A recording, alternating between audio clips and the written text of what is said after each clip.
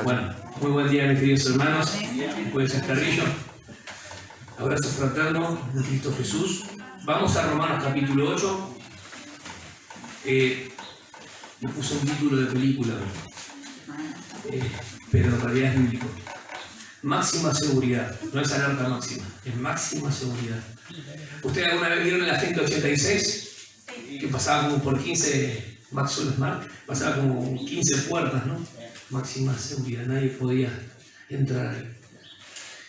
Y esto es mucho más que lo físico. Tienen con la máxima seguridad y la implicación. ¿Qué significa implicación? A veces los conceptos los utilizamos y tenemos que decir en un enunciado breve qué significa. Es el efecto, es la consecuencia. La implicación que tiene esto que vamos a leer es muy importante en nuestra vida, lo que leímos recién. Romanos 8, versículo 31 al 39. Hoy terminamos con Romanos 8. No es que vamos a seguir con Romanos 9, 10, 11, no, tranquilo. Era Romanos 8 porque este capítulo es colosal. Amén. Todo lo que hemos visto. Vimos las libertades del creyente. Romanos 8.1, no hay condenación. La ley no puede exigirnos nada. ¿Ok? No puede condenarnos nadie. Y esto es muy importante porque cuando hablamos de la santificación, vemos que el apóstol Pablo lo puso en Romanos capítulo 6 hasta Romanos capítulo 8. Cómo la va llevando la santificación. Y si bien el pecado mora en nosotros, nos dio el Espíritu Santo. ¿Para qué? Nos libra del presente siglo malo. ¿Amén? Entonces es importante esto. ¿Qué también nos dice Romanos 8? El andar en el Espíritu y no viváis o no anden conforme a la carne. No son de la carne ustedes, son deudores al Espíritu. Así que tanto en y por el Espíritu vivan. Después vimos la última prédica que es el eslabón inquebrantable porque habla de esta declaración tan grande que a los que aman a Dios todas las cosas nos ayudan para bien. Debemos tener un entendimiento claro porque hubiese circunstancias difíciles o dificultades como la de Job y podemos estar tentados a decir Dios no existe, Dios no es verdad, Dios es malo, Dios es injusto. Sin embargo, todas esas dificultades no hicieron mermar el amor de Dios nunca hacia Job, ni el de Job tampoco en el sentido para demostrar que él amaba a Dios. Esto es muy importante y aunque el enemigo con toda su artillería tiró contra él, no pudo quebrantarlo en este sentido hasta el final. Sí lo tocó, sí le hirió, sí le sacó cosas que él quería, pero sin embargo nunca pudo tocar su alma. Hay una máxima seguridad en la expresión de la salvación. Cuando hablamos ahora de justificación, ya no solamente santificación, tomamos del capítulo 5 al capítulo 8. Vemos la universalidad del pecado, que el hombre estaba en pecado, ¿todos me siguen? Romanos capítulo 1, capítulo 2, capítulo 3. Y la justificación por la fe la vemos en el 3 al 5. ¿Ok? ¿Eso quién lo hace? Cristo. Justificados por la fe. Presten atención, voy a dar otro punto más. Del 6 al 8 vemos la obra del Espíritu Santo actuando en el tiempo presente. Y en el 8 concluye de que Dios es por nosotros. La Trinidad actuando. ¿Lo vieron? Muy importante.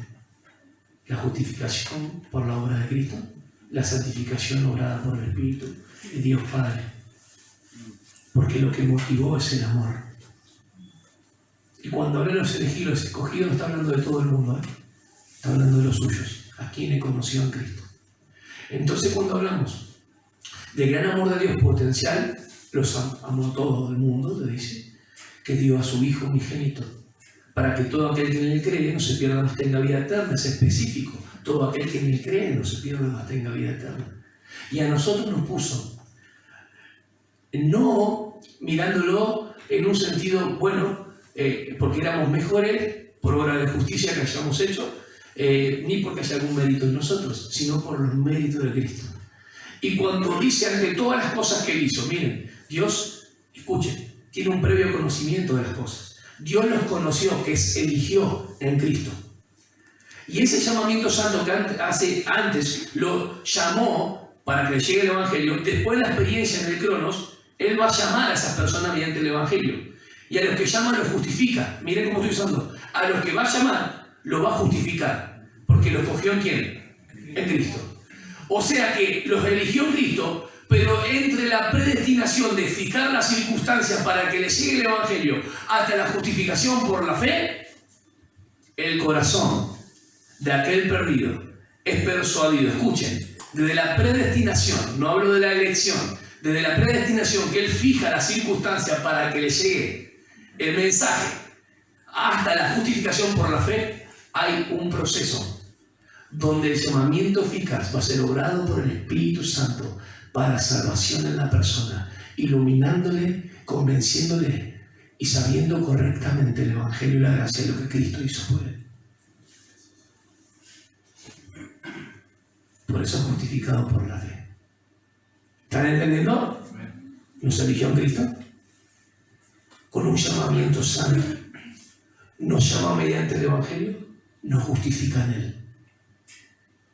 Nos justificó de una vez y para siempre. Lo que involucra la santificación progresiva es un constante, así como vieron que a la mañana, a las 5 de la mañana empiezan los primeros destellos, 5:30, ahora que parece un poco, tal vez más tarde, ¿sí? Pero el sol está muy alto, tipo a las 8, 8:30, está alto el sol, así, como la aurora. Y por la tarde el ocaso, vieron que va bajando despacito, se va ocultando. Y nuestra vida va a tener un momento de ocaso. Yo les quiero decir algo. Antes de la tumba o después de la tumba, Él nunca nos va a dejar de amar. Máxima seguridad del 8, o sea, capítulo 8 del 31 al 39. Vamos a dar lectura. Dice de esta manera. Entonces, ¿qué diremos a esto? ¿A qué? A todo lo dicho antes. A todo lo dicho antes. ¿Qué diremos a todo esto que hizo el Señor?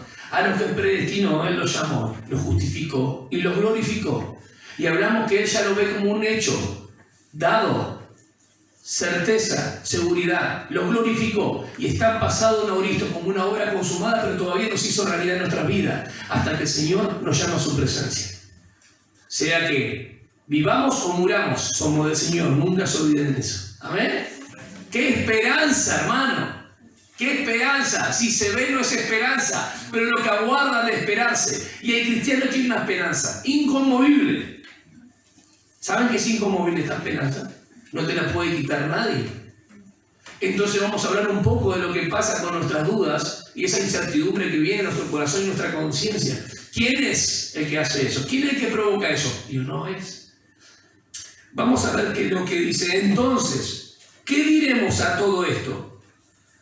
Si Dios está por nosotros, anoten eso, eso es la clave de todo lo que va a decir hasta el 39. Si Dios está por nosotros, ese sí, tengan cuidado, no es de duda, no, es un enfático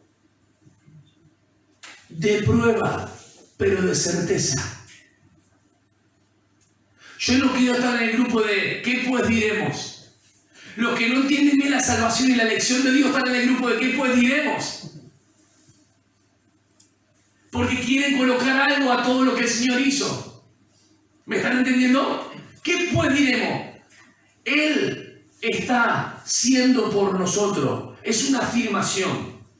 ¿Qué diremos? Palabra de prueba, pero también de triunfo. Si Dios es por nosotros, ¿quién contra nosotros? Nuestro Dios no pierde ni perderá ninguno de los que eligió. ¿Escuchen? No perdió a nadie, ni perderá ninguno de los que eligió. Mantengan eso bien. El amor de Dios o de Cristo es el motivo. Vamos a leer todo el pasaje y después les voy a mostrar por qué es el amor de Dios. Entonces, ¿qué diremos a esto? Si Dios está por nosotros, ¿quién estará contra nosotros? Esa traducción no es muy feliz. Porque si Dios es por nosotros, ¿quién contra nosotros? No está hablando quién estará o que alguien específico, no, cualquier cosa. Nadie, ni nada. Esa es la idea. El que no eximió ni a su propio Hijo, sino que lo entregó por todos nosotros. ¿Cómo no nos concederá también con Él todas las cosas? ¿Quién acusará a los escogidos de Dios? Dios es el que justifica. Hay traducciones que colocan en forma interrogativa, en pregunta. Pero el tema es que en el 35 tenemos otra pregunta. Esta pregunta del 33 abre dos preguntas más. Miren, ¿quién acusa a los escogidos de Dios? Dios es el que justifica, una afirmación enfática. Versículo 34. ¿Quién es el que condena? Cristo Jesús, el que murió. No puede hacerlo. O sea, Cristo Jesús es el que murió. Sí, más aún, el que resucitó, el que además está a la diestra de Dios, el que también intercede por nosotros. Versículo 35. ¿Quién nos separará del amor de Cristo? ¿Tribulación o angustia? ¿O persecución o hambre o desnudez o peligro o espada? Tal como está escrito, por causa tuya somos puestos a muerte todo el día.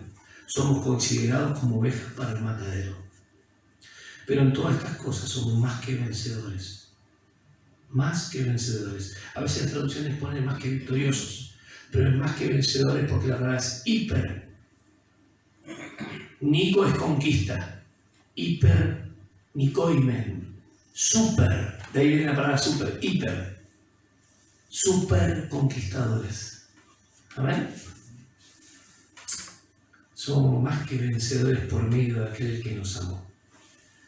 Porque estoy convencido, he sido persuadido de que ni la muerte, ni la vida, ni ángeles, ni principados, ni lo presente, ni lo porvenir, ni los poderes, ni lo alto, ni lo profundo, ni ninguna otra cosa creada nos podrá separar. Escuchen bien esto. Lo cantamos. Del amor de Dios. Es el amor de Dios, que es en Cristo Jesús, Señor nuestro. Bien, vamos a empezar. El versículo clave está en el 31. Si Dios es por nosotros, ¿quién estará contra nosotros? Dice, ¿quién es contra nosotros? Nadie. Nada ni nada. Algunos pudiesen pensar que las dificultades o circunstancias difíciles que me menciono más adelante es una indicación de que Dios no nos ama. No, nada más cerrado de eso. Al contrario, siempre las dificultades son para probar nuestra fe y fortalecernos. ¿Sí? Nada va a cambiar lo que Dios ha hecho por nosotros. Por eso hay una máxima seguridad. Ni lo que hagas, ni lo que dejes de hacer, vos no puedes mantener esta salvación. Dios la logró en Cristo. Y quiero mostrarte a través del versículo de la Biblia cómo es el amor de Dios o de Cristo lo que motivó esto. Vamos al versículo 35. ¿Quién nos separará del amor? ¿Lo ven? Vamos al versículo 37. Pero en todas estas cosas somos más que vencedores por medio de aquel que nos amó. Mucha atención, anoten bien grande. Nos amó, está en tiempo pasado. Y voy a explicar después algo muy importante, en lo cual los predicadores y muchos hermanos sinceros, pero ignoran una cierta verdad acá importantísima, donde no hacen foco. Y ahí se va la visión de la iglesia local, del predicador, y toda la iglesia cae.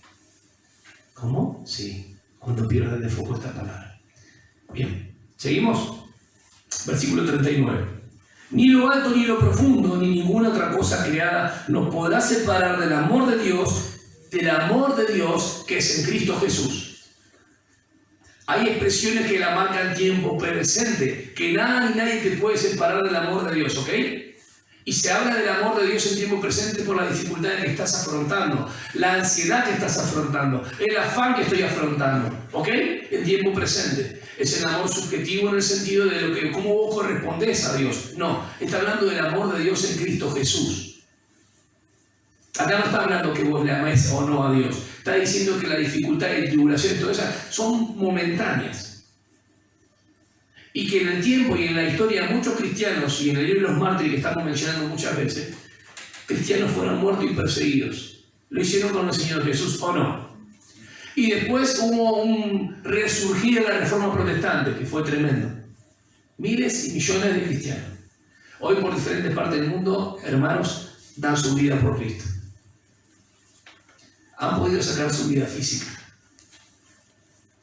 pero no han podido arrebatar la vida eterna. Le espera algo mucho más glorioso, que es un cuerpo semejante al de Cristo. ¿Está bien? No se pongan serios. Es la verdad del Evangelio. Ahora, cuando nosotros vamos, si Dios es por nosotros, tanto en el pasado, hablando de Cristo, como en el presente por su Espíritu Santo. ¿Cómo? Claro, porque Dios es por nosotros y habla de los elegidos. Ahora no está hablando del mundo en su totalidad, porque habló que a los que antes conoció, a estos los predestinó, a estos los llamó, los justificó, los eligió. No está hablando de todas las personas. Tal vez hoy sea el día de salvación para vos y puedas creer en Cristo y confiar en Él como tu Salvador. Tal vez te preguntes qué pasará después de la muerte, porque vos sabés que el hombre, el ser humano, trasciende, no queda acá. Aunque quiera callar la conciencia, sabe que hay algo más de la muerte, después de la muerte.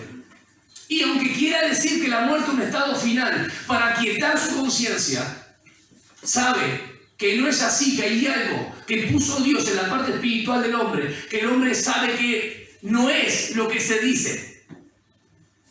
En su interior sabe que el hombre trasciende. Hay algo en el espíritu del hombre que sabe, que está puesto por Dios, que sabe la eternidad. Hay algo después. Y lo expresa de diferentes maneras.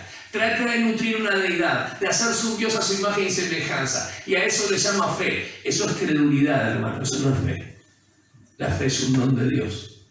Y si vos y yo creímos en Cristo, fue por su gracia y su misericordia. Tal vez nunca hubiese creído. Fue por su gracia que he creído. Tengo la convicción plena. De acá me voy hasta que el Señor me busque. Sé que fue su gracia que me salvó. He sido persuadido, dijo Pablo, en voz pasiva. No es que estoy convencido yo. Hay un convencimiento mío de que amo al Señor, pero he sido persuadido de que todas estas cosas, nada ni nadie me podrá separar. Esa persuasión no viene del hombre, viene de Dios. Por lo que Cristo hizo. ¿Quién está con nosotros? Algunos hermanos se han equivocado a decir, no te pienses que Dios está con vos. ¿Quién te dijo a vos que está con vos, hermano? Está también con todos los demás, no, hermano. Está hablando de una forma importante, exclusiva. Dios está por nosotros. La obra que Él empezó se completará en la glorificación futura. ¿O no es así? Vamos al versículo 32. Acuérdense del 31 que es el clave. El que no eximió ni a su propio Hijo, sino que lo entregó por todos nosotros, ¿cómo nos concederá también con Él todas las cosas? Él no eximió a su Hijo, no lo perdonó, sino que lo castigó. No lo trató con miramientos, siendo condescendiente con Él, sino que lo castigó, hermanos. No lo perdonó. No voy a leer todo lo que es Génesis 22, pero tenemos el ejemplo de Abraham llevando a su hijo para ser probado al hijo a quien tú amas. Dios le pide a Abraham. Y para mostrar que Abraham, en esa justicia ante los hombres, lo que Dios le había pedido, él obedeció y lo llevó a su hijo. Tenía otro hijo, pero el hijo al que tú amas, el de la promesa. Y lo puso en el altar. Y cuando estaba por bajar el cuchillo que tenía para matarlo, Dios dijo, he visto tu fe. Fue probada la fe de Abraham, pero Dios no permitió. Porque el cordero, inocente y sin mancha, iba a morir 2000 años después. Donde Dios ahí no lo eximió, no lo perdonó, no buscó un subterfugio, sino que lo castigó. Lo castigó por nosotros. Escucha esto. Si Dios es por nosotros, ¿quién contra nosotros? El que no lo eximió, escatimar, siendo su hijo, inocente y sin pecado, lo dio. Los que quieren saber del precio de la gracia, ese es el verdadero precio de la gracia.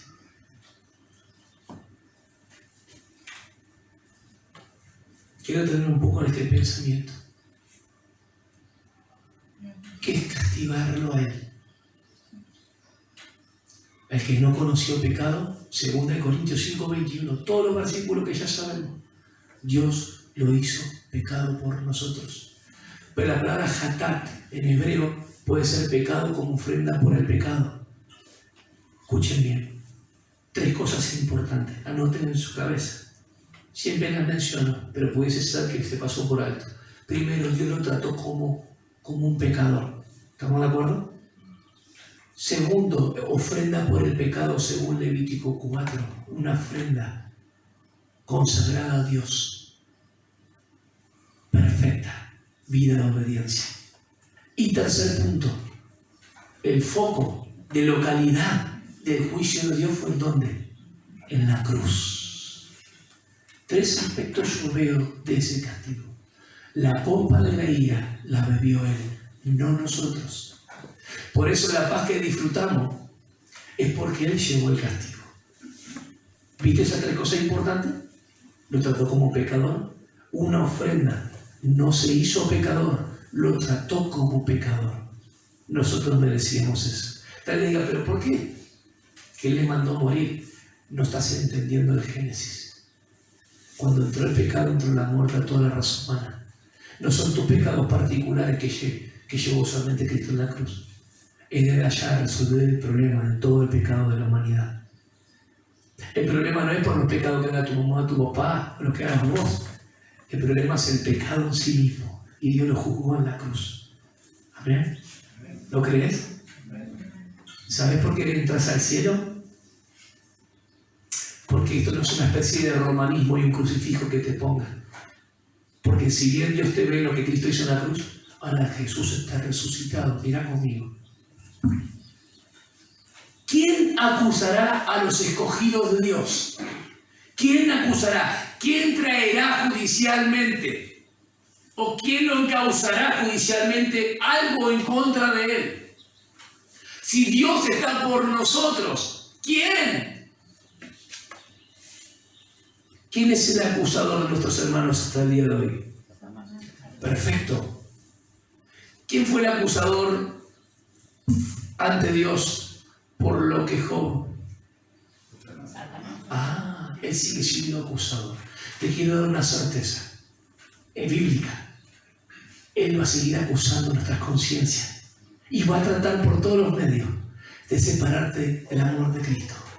Escucha, va a tratar por todos los medios de separarte del amor de Cristo. Pero yo te voy a decir que durante toda la historia ha intentado e intentará, pero jamás podrá separar a ningún santo del amor de Dios que es en Cristo Jesús. Jamás podrá separar a un santo. Nunca ha podido separar a un santo del amor de Dios que es en Cristo. Eso tenés que tenerlo bien claro. ¿Y quién acusará a los escogidos de Dios? Puede acusar tu conciencia, pero no puede tocar tu salvación. ¿Quién acusará? Porque acá no está hablando de los demonios, está hablando de él, el tentador, el diablo, el traidor, el adversario. Nadie. ¿Quién es el que condena? Leímos que justificados por la fe fuimos por Cristo. Y el único que me podría condenar es Dios. Pero Dios es por nosotros. ¿Cómo te va a condenar? Si Cristo te justifica, justificados pues por la fe, tenemos paz para con Dios. Vivir la paz en la vida de la experiencia justamente tiene que ver con algo que manifestamos, algo que evidenciamos por lo que Él ya ha hecho. Somos justificados. Entonces, ¿quién nos acusará? ¿Quién nos traerá judicialmente? ¿Quién nos encausará frente al trono de Dios para decir, usted está condenado, mirá los pecados que tiene? No, Dios nos ha justificado. Justamente Dios que es por nosotros, Él nos va a condenar. Por eso un cristiano no puede ser jamás desjustificado. Desjustificados sería decir que nunca fueron justificados, porque declarado justo fue una vez para siempre, es un acto divino. Dios es por nosotros, ¿quién contra nosotros? Mucha atención a los 2 versículos siguientes, o a través del 33, versículo 33, que se abren 2 preguntas del 34 y 35, aunque hay Biblias que traducen en forma afirmativa, Dios es el que justifica, Cristo el que murió, obviamente que tiene más fuerza que pensar que traduciéndolo de una manera interrogativa, Dios el que justifica, Cristo el que murió. Ahora, no quita ningún valor en esa traducción, solamente que el versículo 35 va con la pregunta acerca de Cristo. En el 33 dice, ¿quién acusará a los escogidos delante de Dios? Y en el 35 dice, ¿quién nos separará del amor de Cristo? Entonces, no hace falta traducir con interrogación las 2 afirmaciones enfáticas, sino que dice, ¿quién acusará a los escogidos de Dios? Dios es el que justifica. Perfecto. En ese versículo es muy importante. Dios está por nosotros, lo hemos visto. Ahora Satanás es el acusador y el adversario. Obviamente las personas del viejo pacto fueron acusados varios delante de Dios. Lo vemos en el libro de Zacarías, lo vemos en Job capítulo 1 y capítulo 2. Sin embargo, es el acusador, pero no pudo quitar la salvación en este sentido. O lo que él esperaba cuando dijo: yo sé que mi Redentor vive, que del polvo se levantará y después desecha mi carne y mi piel, mis ojos le verán, lo veré de mí mismo. Esa esperanza en el Redentor jamás la pudieron sacar. De hecho, Job estará con nuestro Señor en la segunda venida. Es muy importante entender esto. ¿Ha podido tocar su cuerpo? Sí. Perdió su familia, y todas estas dificultades y tribulaciones pudiesen indicar a algunos cristianos diciendo: Dios no me ama. No, no es así. Son justamente el hecho de lo que Pablo dice, no solamente a padecer por él, a los cristianos, sino a dar mi vida por él.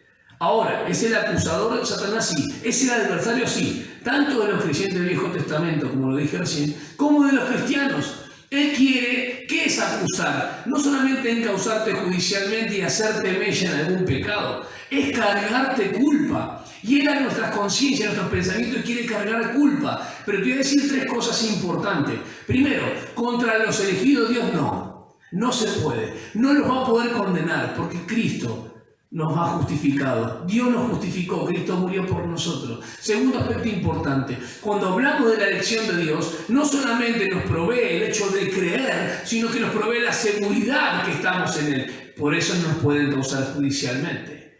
Y tercer punto importante, en Romanos capítulo 9, versículo 11, cuando va a pasar a hablar de la elección, da la fuerza de lo que ilustra con lo que pasó con Esaú y Jacob.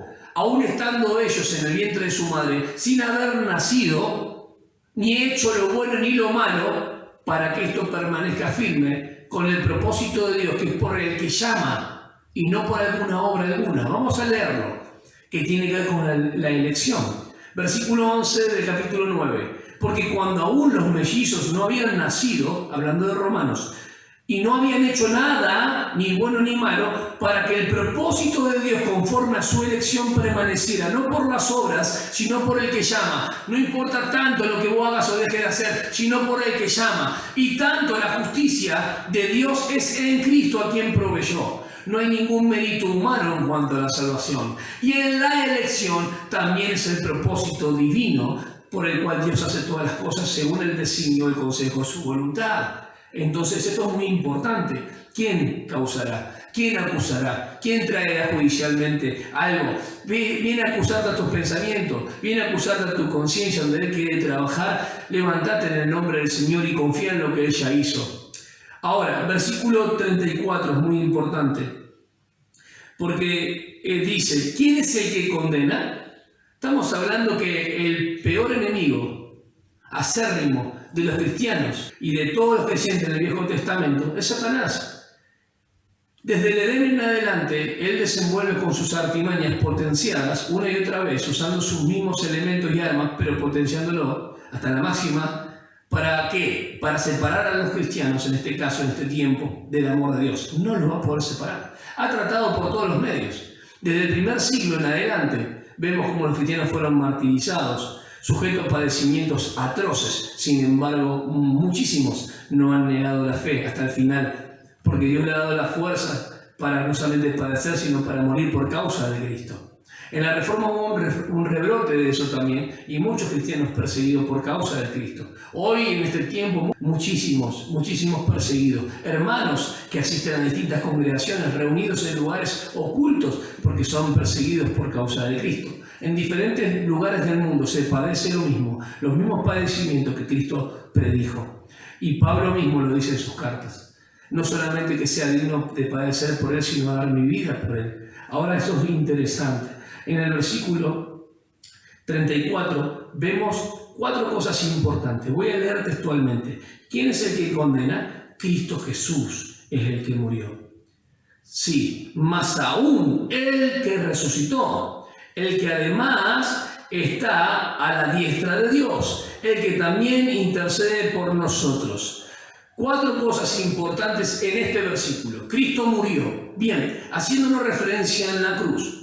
En la cruz fue el castigo sobre Él. Acuérdense Importantísimo, Dios no lo eximió a él, sino que lo castigó, no lo perdonó. Cuando Abraham da a su hijo Isaac, Dios sí lo eximió porque ve su obra, su obediencia. Sin embargo, Dios lo perdonó, no lo sacrificó a Isaac, porque el que tenía que morir 2000 años después, cuando desciende el cuchillo, es sobre Cristo, no sobre Isaac. Cristo es el que debía dar, Cristo es el Salvador del mundo. Entonces entendemos que el Cordero Inocente estaba en la cruz, sin defecto y sin mancha, sin pecado. Es importante cuando hablamos de la impecabilidad de Cristo, porque Cristo es Dios, Dios no puede pecar, y su naturaleza humana es 100% sin pecado. Ahora esto es Dios hecho carne, esa unión que hay. ¿Quién estaba muriendo en la cruz? Es Dios reconciliando consigo al mundo. Dios en Cristo lo dice en 2 Corintios. No dudemos la impecabilidad de Cristo. ¿Y por qué es importante? Porque el versículo 34 nos muestra que Él es juez. En Hechos 17:31 se ha establecido que va a llegar un día donde hay un hombre, ¿sí?, que es Jesucristo, el cual juzgará al mundo. Y ese juez es Cristo Jesús, que para nosotros estará el tribunal de Cristo y seremos juzgados conforme a nuestras obras, lo que hayamos hecho en nuestro cuerpo, según 2 Corintios 5:10, sea bueno o sea malo. Pero daremos cuenta por nuestras obras, pero no serán juzgadas nuestras personas, porque nuestras personas están en la vida de Cristo, en toda la obra de Él, muerte, sepultura y resurrección, hasta la ascensión y glorificación.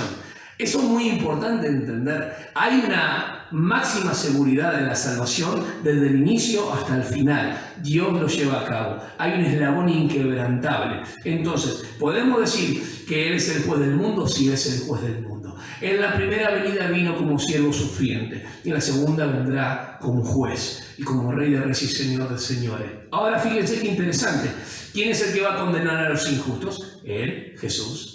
Por eso a nosotros, el apóstol Pablo en Romanos 8 nos mete en Cristo Jesús, el cual había sido desechado, nos mete en un crucificado que ha sido desechado y despreciado. En Él estamos nosotros, y Él es el Salvador, Él es el Redentor, Él es el sustituto, pero es también el juez, Rey de Reyes y Señor de Señores. Y hoy está haciendo un oficio, no está por estar en los cielos a la diestra de Dios Padre, lo vamos a ver. Él es el juez.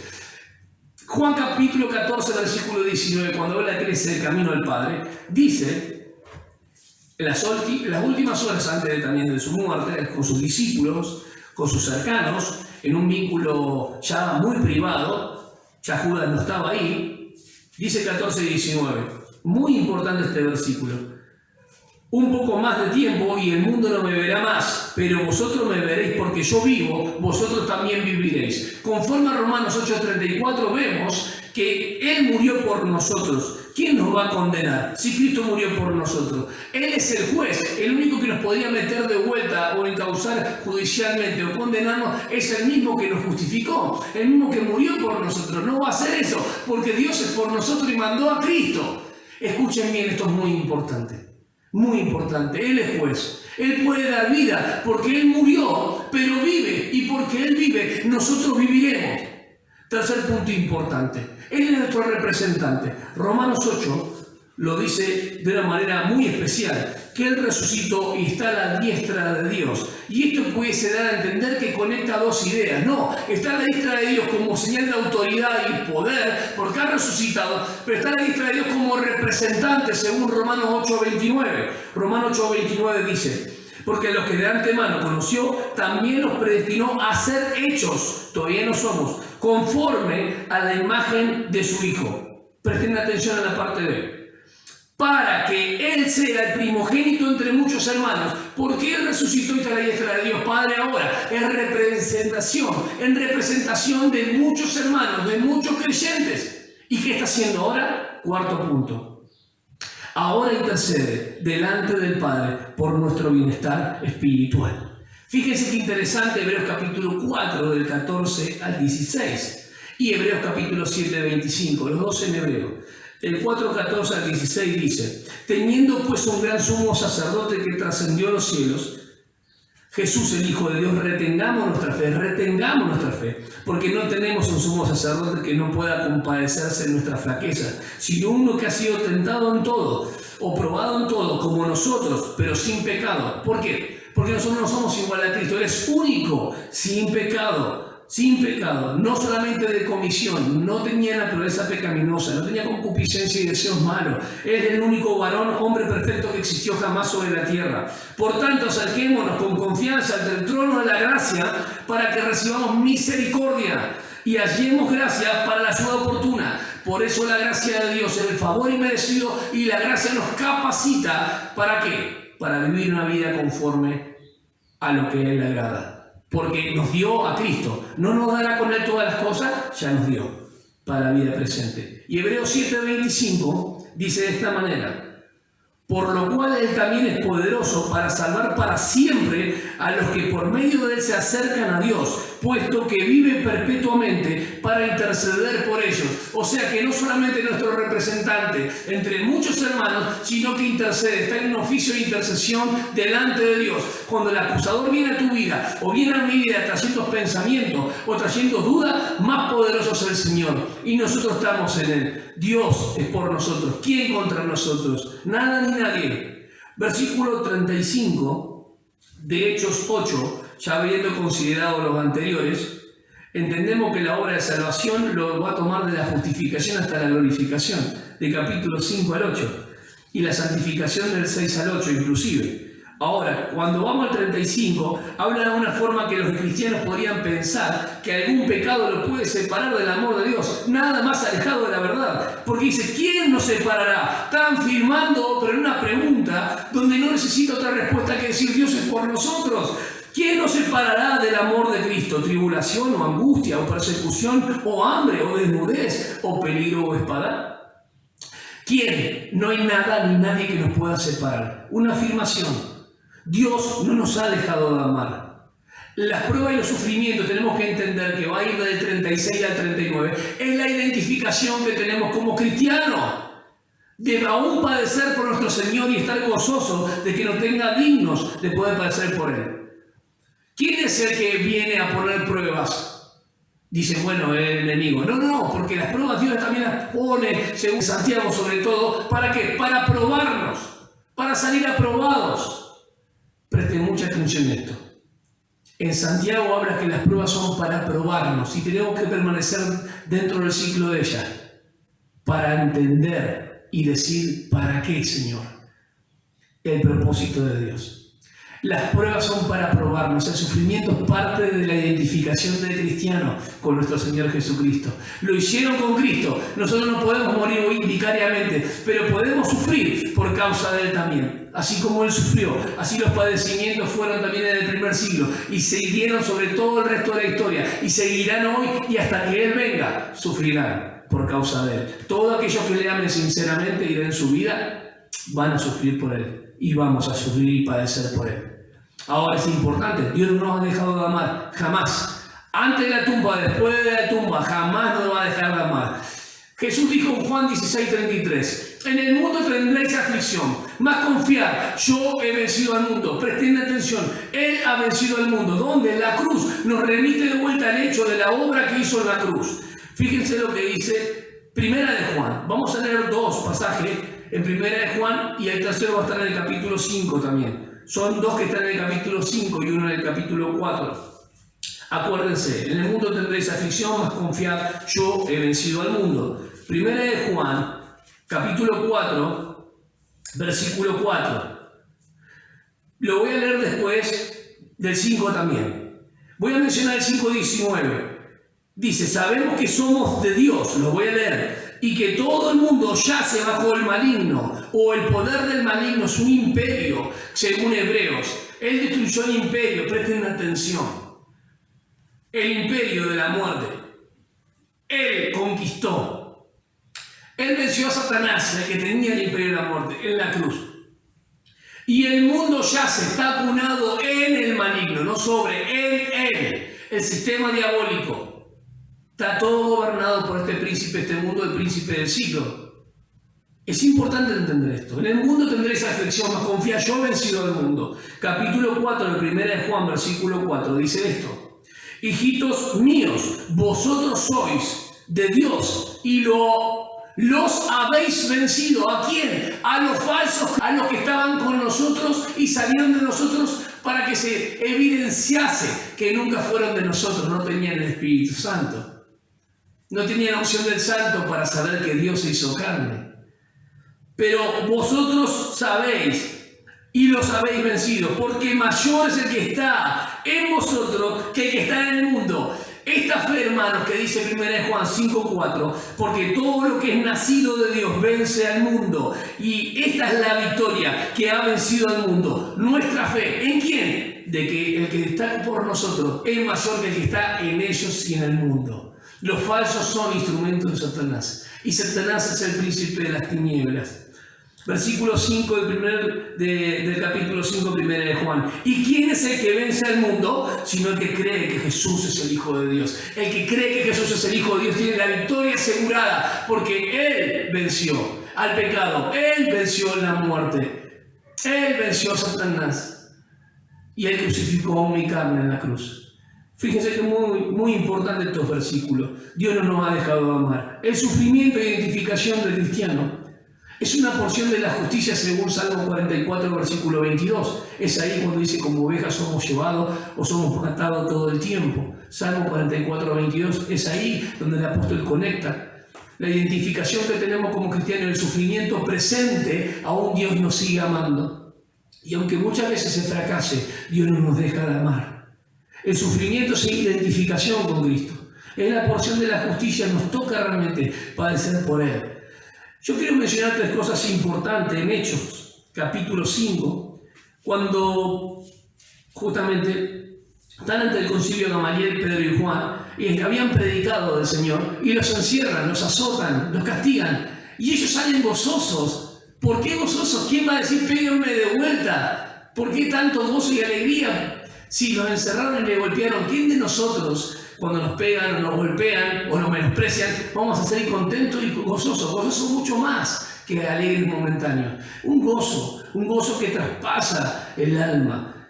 Fíjense qué interesante el versículo 41 y 42. Ellos pues salieron de la presencia del concilio regocijándose de que hubieran sido tenidos por dignos de padecer afrenta por su nombre. Y todos los días en el templo y de casa en casa no cesaban de enseñar y predicar a Jesús como el Cristo. Ahora, los creyentes, cuando se inició la iglesia, padecieron por causa de Él. Y estaban gozosos por ser tenidos por dignos de padecer por nuestro Señor Jesucristo. En Primera de Pedro solamente lo cito, capítulo 2, versículo 21 al 25, habla del ejemplo por excelencia que es Jesús, que Él fue vituperado y menospreciado, pero no hubo engaño en su boca, Él no pecó. Primera de Pedro, capítulo 4, versículo 14 al 19 inclusive, habla del sufrimiento, los padecimientos de los cristianos. Dentro de las circunstancias difíciles, Dios no nos ha dejado de amar. Versículo 37 al 39 para terminar el capítulo 8 de Romanos. Lo leo nuevamente. Pero en todas estas cosas somos más que vencedores. La palabra más que vencedores es hipernicomen, o hipernicomen, que es super conquistadores. La cruz es la prueba del amor de Dios y la base de nuestra seguridad cristiana en la salvación. Repito, la cruz es la prueba del amor de Dios y la base de la seguridad cristiana. Por eso el título es Máxima Seguridad. En toda esta obra de salvación, nosotros entendemos que Dios es por nosotros. Nunca nos dejará de amar, ni antes ni después. Ni antes ni después, porque dice, porque estoy convencido, he sido persuadido de todo esto. En el tiempo presente está hablando, de que ni la muerte ni la vida, ni ángeles, ni principados, ni lo presente, ni lo porvenir, ni los poderes. O sea que nada de lo creado me puede separar. Ni lo alto ni lo profundo, nada del espacio tampoco. Ni ninguna otra cosa creada nos podrá separar del amor de Dios que es en Cristo Jesús, Señor nuestro. Solamente quiero significar el espacio ni la creación. Nada puede hacer una brecha entre nosotros y nuestro Señor. Esto incluye cualquier cosa de lo que yo haga o deje de hacer. Nada me puede separar. Ni los redimidos pueden separarse tampoco del amor de Dios. No solamente nada me separará del amor de Dios, sino que ni yo puedo separarme de Él. En y para aquellos que Él ha redimido, en y para aquellos que Él ha redimido, la obra presente de salvación, Pablo la presentó, que es la santificación progresiva del 6 al 8. La obra completa de la salvación, de la justificación, Romanos del 5 al 8 hasta la glorificación. A los que conoció, a los que eligió, los predestinó, los llamó mediante el Evangelio, justificándolo en la obra de Cristo y los glorificó. Glorificó en tiempos pasados, lo da como un hecho, para hacernos el propósito a la imagen de Cristo. Todavía no lo somos, pero vivamos en esta vida, en la experiencia justamente y manifestando la obra de Cristo.